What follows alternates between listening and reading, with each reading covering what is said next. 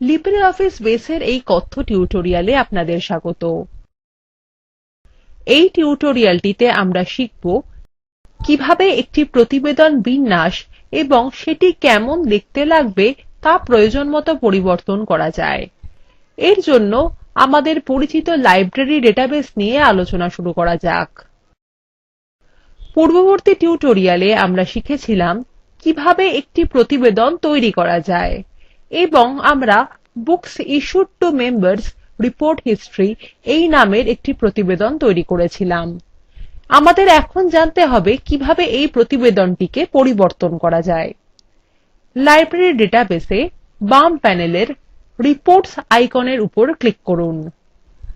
ডান প্যানেলে আমরা প্রতিবেদনগুলির তালিকায় books issued to members report history এই প্রতিবেদনটি দেখতে পাচ্ছি। এটির উপর ডান ক্লিক করুন এবং তারপর প্রতিবেদনটি পরিবর্তন বা সম্পাদনা করার জন্য খুলতে এডিটের উপর ক্লিক করুন। এখন আমরা একটি নতুন উইন্ডো রিপোর্ট বিল্ডার উইন্ডো দেখতে পাচ্ছি।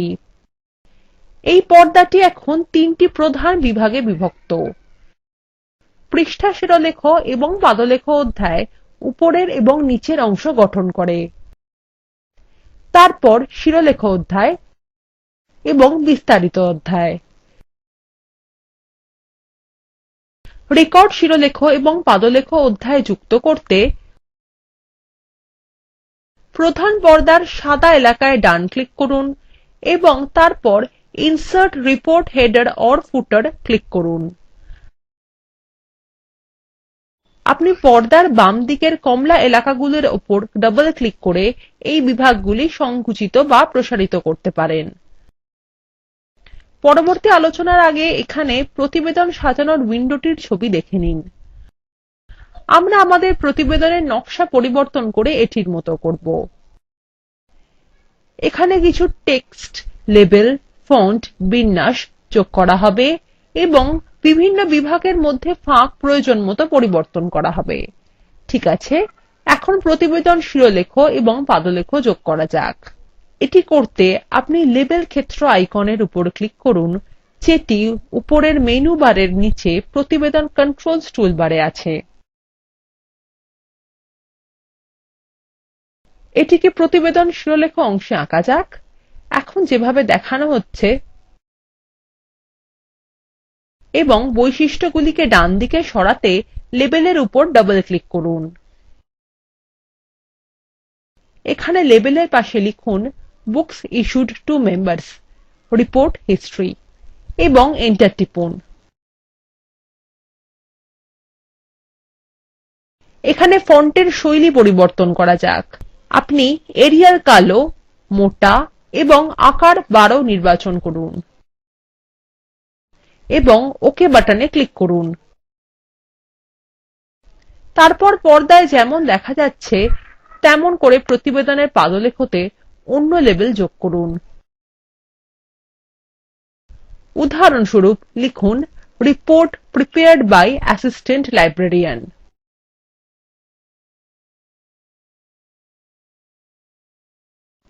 এবং ফন্টের শৈলী পরিবর্তন করে এরিয়াল, বোল্ড ইটালিক এবং আকার ৮ করুন। এখন একই পদক্ষেপগুলি আবার পুনরাবৃত্তি করে পৃষ্ঠা পাদলেখ এলাকায় একটি লেবেল যোগ করুন। এখানে লেবেল হিসাবে লিখুন নেহেরু লাইব্রেরি, নিউ দিল্লি।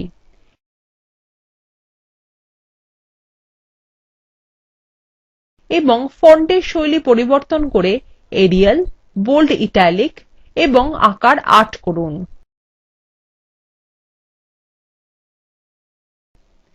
এবার ফাঁক প্রয়োজন মতো পরিবর্তন করা যাক। প্রথমে পৃষ্ঠা শিরোলেখ এবং প্রতিবেদন শিরোলেখর মধ্যে ধূসর লাইনে ডবল ক্লিক করে পৃষ্ঠা শিরোনামের জায়গা ছোট করুন।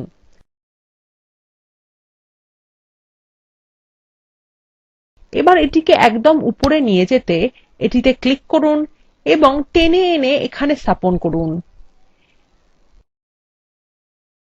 এরপর প্রতিবেদন শিরোলেখর জায়গা কমাতে প্রতিবেদন শিরোলেখ এবং শিরোলেখর মধ্যে ধূসর লাইনে ডবল ক্লিক করুন। এখন প্রতিবেদন পাদলেখ এবং পৃষ্ঠা পাদলেখর মধ্যে ফাঁক কমাতে একই পদক্ষেপ পুনরাবৃত্তি করুন। এরপর শিরোলেখ লেবেলগুলিকে কেন্দ্রে আনা যাক। প্রথমে সমস্ত লেবেল নির্বাচন করতে বুক টাইটেল ক্লিক করুন।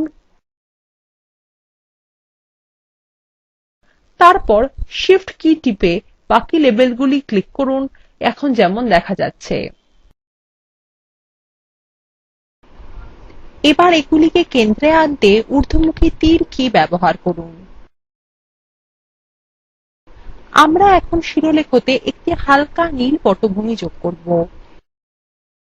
এই কাজের জন্য আপনি প্রপার্টিজে যান এবং ব্যাকগ্রাউন্ড ট্রান্সপারেন্ট পরিবর্তন করে নো করুন।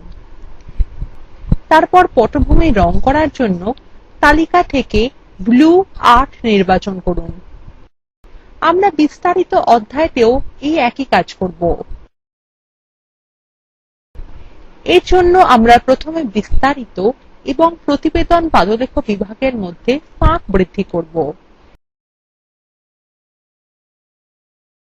এবং তারপর ক্ষেত্রগুলিকে কেন্দ্রে আনব। আমরা বিস্তারিত অধ্যায়ের জন্য হালকা ধূসর পটভূমি নির্বাচন করব, এখানে যেমন দেখানো আছে। এরপর চেকড ইন ক্ষেত্রের তথ্য বিন্যাস পরিবর্তন করা যাক। যেহেতু এটির মান বুলিয়ান ১ অথবা ০ হয়, তাই এটা হয় ট্রু অথবা ফলস প্রদর্শন করে। আমরা এটিকে পরিবর্তন করব যাতে এটি হ্যাঁ বা না দেখায়। এই কাজের জন্য বিস্তারিত বিভাগের ডানদিকে চেকড ইন ক্ষেত্রের উপর ডবল ক্লিক করুন। এখন ডানদিকে বৈশিষ্ট্যগুলির মধ্যে প্রথমে ডেটা ট্যাবে ক্লিক করুন। এবার ডেটা ক্ষেত্রের পাশের চেকড ইন বাটনের উপর ক্লিক করুন। এর ফলে ফাংশন উইজার্ড নামক একটি নতুন পপ-আপ উইন্ডো প্রদর্শিত হবে। এখন প্রথমে ডানদিকে নিচের অংশে সূত্র টেক্সট বাক্সের লেখা মুছে দিন। তারপর ক্যাটাগরি ড্রপ ডাউনে ক্লিক করুন এবং তারপর if এর উপর ডবল ক্লিক করুন। এখন ডানদিকে নতুন নিয়ন্ত্রণগুলি লক্ষ্য করুন। এরপর প্রথম টেক্সট বাক্সের ঠিক ডান পাশে সিলেক্ট আইকনের উপর ক্লিক করুন। এখন চেকড ইন-এ ডবল ক্লিক করুন। এরপর দ্বিতীয় টেক্সট বাক্সে ডবল কোটের মধ্যে ইয়েস লিখুন।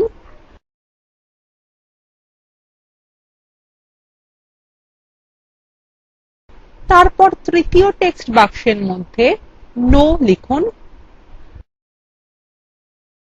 আপনি এখন প্রপার্টিজ বিভাগের জেনারেল ট্যাবে যান। নিচে ফরম্যাটিং এর বাটনে ক্লিক করুন। এখানে ক্যাটাগরি তালিকায় টেক্সট ক্লিক করুন। তারপর ওকে বাটন ক্লিক করুন। এখন আপনাকে প্রতিবেদনটি সংরক্ষণ করতে হবে। ঠিক আছে, এখন এই পরিবর্তিত প্রতিবেদনটি তৈরি করে নেওয়া যাক। এর জন্য আপনি উপরের এডিট মেনুতে ক্লিক করুন এবং তারপর এক্সিকিউট রিপোর্ট ক্লিক করুন।